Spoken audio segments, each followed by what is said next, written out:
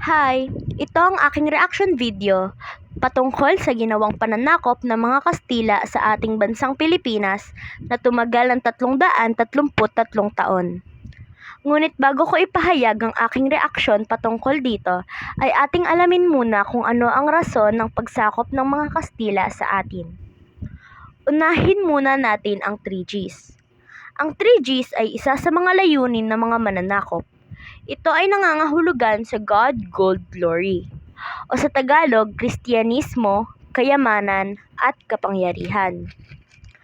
At naman, ang pangunahin naman nilang motibo ay para ang makuha ang mga spices natin o mga pampalasa. Dahil sa kanila, ito ay limited lamang and mahal din ito sa kanila. Ang mabuting epekto ng pananakop nila sa atin ay tayo ay naimpluwensyahan ng mga magagandang bagay katulad na lamang ng edukasyon, pagkain, pananamit at kaugalian. Ngunit ang masamang epekto naman ay ang pagsamantala nila sa atin. Karamihan ng mga Pilipino ay naaabuso at naipilit na gawin ang mga bagay na hindi sang-ayon sa kanila.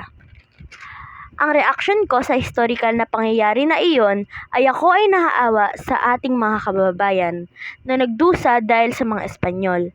Ako rin ay humihiling na sana ay ang mga nabiktima sa pananakop na ito ay mabigyang hustisya. Yun lamang po ang aking reaksyon. Paalam!